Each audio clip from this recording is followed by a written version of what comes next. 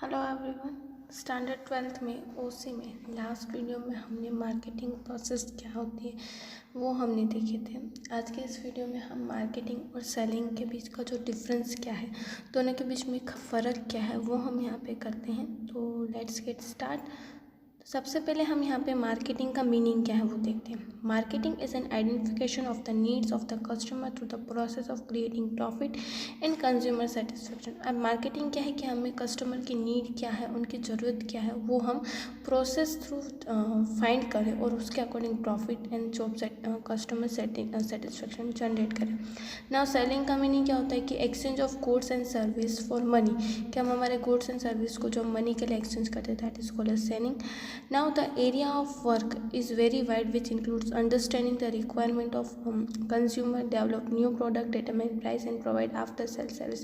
अब मार्केटिंग का जो स्कोप है वो बहुत ही ज़्यादा बड़ा है, एरिया बहुत ही ज़्यादा बड़ा है, क्योंकि उसमें हम कस्टमर की नीड क्या है, उनकी रिक्वायरमेंट क्या है वो हम जानते हैं। उसके ऊपर से हम न्यू प्रोडक्ट को डेवलपमेंट करते हैं, उसकी प्राइस फिक्स करते हैं, उसके बाद हम आफ्टर सेल सर्विस भी प्रोवाइड करते हैं, ताकि हम सेल्स जो है उसका जो वर्क एरिया जो लिमिटेड है उसमें हम क्या करते हैं, खाली ओनरशिप को हम ट्रांसफ़र करते हैं। भी मेन मोटिव होता है, ऑब्जेक्टिव होता है मार्केटिंग का, कि हम प्रॉफिट जो है वो कस्टमर के सेटिस्फेक्शन के थ्रू हम सेटिस्फेक्शन के साथ साथ हम हमारा जो प्रॉफिट है वो भी मेंटेन करें। और जो सेलिंग होती है उस सेलिंग में क्या मेन मोटिव होता है कि जो हमें खाली प्रॉफिट ऑब्जेक्टिव होता है कि अरे हम जो सेल करके जो प्रॉफिट अर्न करना है वही मेन मोटिव प्रॉफिट का ही होता है इन सेलिंग। आफ्टर पार्टीज की supplier of product, middleman involve in the sales distribution, consumer are parties involve in the marketing. अब यहाँ पे सप्लायर होते हैं, मिडलमैन होते हैं एंड कस्टमर्स की यहाँ पे तीन पार्टीज जो हैं इन्वॉल्व होती हैं। और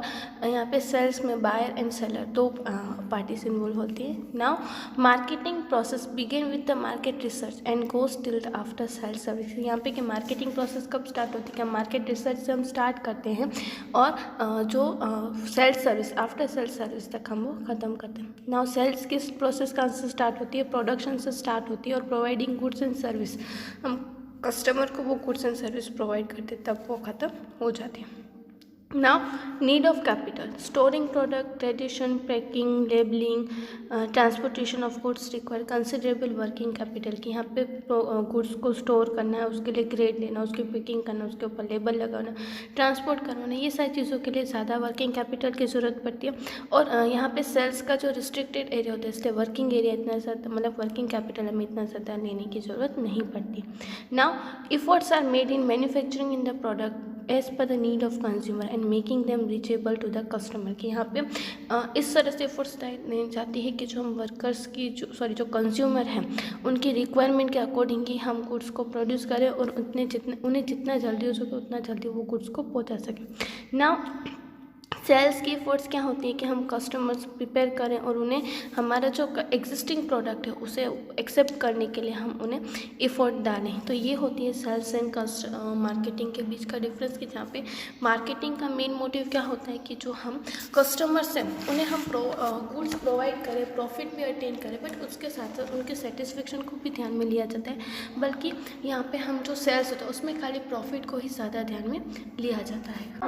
अब हम देखते हैं कि कुछ ऐसे कॉन्सेप्ट्स हैं कि जब हम मार्केटिंग मैनेजमेंट करते हैं तो यहाँ पे कुछ कॉन्सेप्ट्स हमें दिए गए हैं।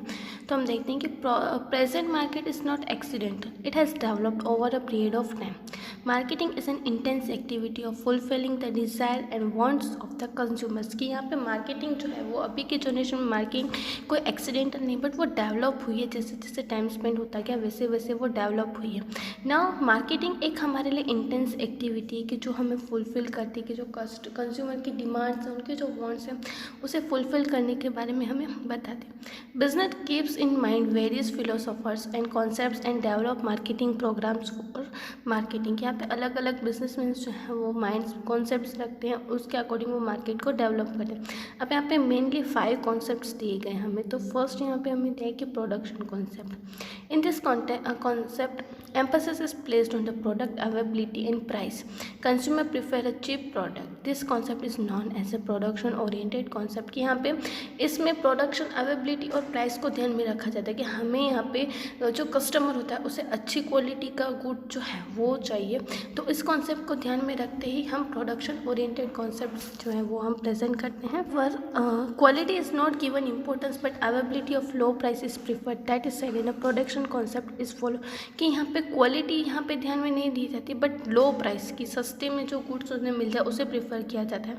According to this concept the producer does not believe in giving any extra facilities of feature in the product in under developed countries. This concept is widely seen कि इस कॉन्सेप्ट के अकॉर्डिंग प्रोड्यूसर जो है वो customer को extra facilities या feature नहीं देता है और ये टाइप के कॉन्सेप्ट जो है वो अंडर डेवलप्ड कंट्रीज में ज़्यादा दिखाई देते हैं। उसके बाद नेक्स्ट कॉन्सेप्ट है product concept. This concept emphasis on the quality of the product, hence it is believed that the consumer insists on the quality, hence many business units are seen to be continuously improving the quality। यहाँ पे product concept में क्या होता है कि जो हम goods की क्वालिटी के ऊपर ध्यान दें कि कोई भी जो गुड्स है उसकी क्वालिटी कैसी होनी चाहिए उसके ऊपर ध्यान दिया जाए और यहाँ पे ऐसा माना जाता है कि कस्टमर जो है उन्हें क्वालिटी चाहिए और बिजनेसमैन जो उसके ऊपर कंटिन्यूसली इंप्रूवमेंट लाते हैं।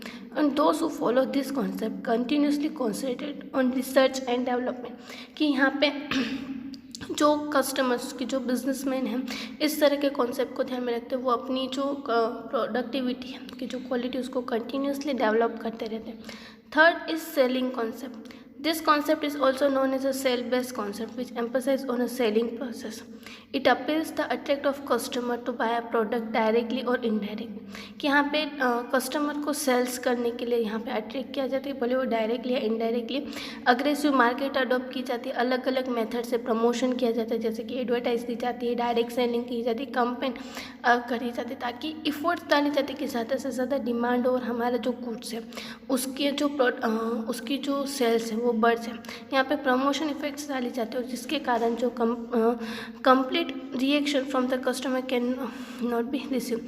यहाँ पे विदाउट सेल्स कमीशन प्रमोशन जो हमारा गुड्स है वो इफ़ेक्टिवली हम कस्टमर के पास नहीं पहुंचा पाएंगे और एज अ रिजल्ट ये सारी चीज़ों के लिए हम क्या करते हैं, कस्टमर को इन्फॉर्मेशन देना ज़रूरी होता है। But all the efforts are made to converting goods into a cash. This concept ignores the consumers dissatisfaction. यहाँ पे कस्टमर की डिससेटिस्फेक्शन को ध्यान में नहीं लिया जाता, यहाँ पे खाली इतना ध्यान में लिया जाता है कि हम हमारे गुड्स को कस्टमर तक सेल करें। Next concept is marketing concept. This concept can be called as a user-based concept. Production is undertaken by taking up research on preferences, habits, decide etc. of the customers। कि यहाँ पे ये concept जो है user base के ऊपर है। यहाँ पे कंज्यूमर की कौन सी उनकी प्रेफरेंस क्या, उनकी हैबिट्स क्या, उनके डिज़ायर्स क्या, उन्हें कौन सी चीज़ें चाहिए, ये सारी चीज़ों को ध्यान में रख के और कंज्यूमर को सेंटर में रख के ये सारी चीज़ें स्टडी की जाती है। Consumer is the king of the market. Such a philosophy will be reflected in the market activity. The main aim in this concept is to provide effective and efficient product as compared to competitors। यहाँ पे इस concept का main motive क्या होता है कि यहाँ पे जो हम हमारे कंज्यूमर हैं उन्हें अच्छे से और इफेक्टिव गुड्स प्रोवाइड करेंगे एज़ कम्पेयर टू कॉम्पिटिटर्स के कंपेयर में, और कस्टमर के सेटिस्फेक्शन को यहाँ पे ज़्यादा ध्यान में लिया जाता है। Marketing concept is the most modern of all the above which benefits the number of form consumer and society. कि यहाँ पे जो मार्केटिंग कॉन्सेप्ट है जितने हमने आगे कॉन्सेप्ट देखे उससे ज़्यादा इंपॉर्टेंट है और इससे ज़्यादा यूज़फुल है। उसके ऊपर से हमें कंज्यूमर्स के जो बेनिफिट्स हैं वो सारी चीज़ें पता चलती हैं। और इंडिया में बड़े फील्ड में जो ह्यूज इंडस्ट्रियल यूनिट्स जो हैं वो इस तरह के मार्केटिंग कॉन्सेप्ट को ही अडॉप्ट करते ताकि वो अपनी जो गुड्स है उसकी डिमांड को ज़्यादा से ज़्यादा इंक्रीज़ कर सकें और जो कस्टमर्स है उन्हें हम ज़्यादा से ज़्यादा सेटिस्फेक्शन दे सकें। उसके बाद लास्ट यहाँ पे दिया है कि social concept. It is also known as a society oriented concept. Marketing concept has been criticise as given the priority only to the customers preference. In the marketing concept efforts are made to know wants of the customers and satisfy them, but due to that in the long run interest of the consumers, society and country were at risk। यहाँ पे ये जो concept है वो society related concept है। Marketing concept में एक criticise किया गया क्योंकि वहाँ पे हम खाली कंज्यूमर को ही ध्यान में रखते हैं। अब मार्केटिंग में जो कॉन्सेप्ट है उसमें हम इफोर्ट्स इसमें डालते हैं कि खाली कंज्यूमर की नीड्स उनकी सेटिस्फाइड क्या है, उन्हें कौन सी ज़रूरत को हम सेटिस्फाइड करते हैं उसे ध्यान में रखते हैं, बट हम सोसाइटी को ध्यान में नहीं रखते और उसके कारण जो कंट्री है उससे भी नुकसान होते हैं। Along with that there is a wastage of resources also. According to this concept, marketing management should be done in such a way that the customers wants fulfill and at the same time it create a least harm to the environment। कि यहाँ पे इस concept में इस तरह से किया जाता है कि हम यहाँ पे हमारे जो गुड्स है उसकी डिमांड को इस तरह से सेटिस्फाइड करें कि जो कंज्यूमर की डिमांड भी सेटिस्फाइड हो और एनवायरनमेंट को नुकसान भी ना हो।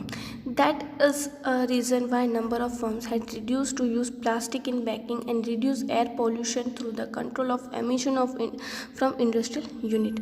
There is a spread of ideology where ready to eat is food is available but at the same time should not be harmful to the health and it should be a pure and healthy. कि यहाँ पे इस तरह से packing की गई कि जहाँ पे प्लास्टिक का कम यूज़ किया गया और जो मैक्सिमम बेनिफिट जो है वो एडवांटेज जो है वो हमें मिले और जो एनवायरनमेंट है उससे कहीं पे भी नुकसान ना हो। इस तरह से सारी जो चीज़ें हैं अरेंजमेंट की गई एंड जो इस तरह से फूड अवेलेबिलिटी गई कि जहाँ पे उनकी हेल्थ को भी हार्मफुल ना हो और हेल्दी भी फूड हो। To control the consumption of junk food some state have imposed a fat tax too. कि यहाँ पे इस तरह के जंक फूड को कंट्रोल करने के लिए कुछ जो स्टेट्स उन्होंने हमें यहाँ पे फैट टैक्स भी कंट्रोल किया। इतना सेम नॉइज़ पोल्यूशन कंट्रोल करने के लिए और एयर पोल्यूशन कंट्रोल करने के लिए भी टैक्सेशन चार्जेस लगाए गए ताकि ये जो कॉन्सेप्ट के थ्रू हमें हमारे कंज्यूमर की नीड्स तो पता चले बट उसके साथ साथ हमारा जो पॉल्यूशन लेवल है वो भी कम हो सके और जो हमारा एनवायरनमेंट है वो भी बच सके और कस्टमर और हमारी कंट्री को ज़्यादा से ज़्यादा नुकसान न हो सके। तो ये सारे जो कॉन्सेप्ट थे वो हमने यहाँ पे देखे।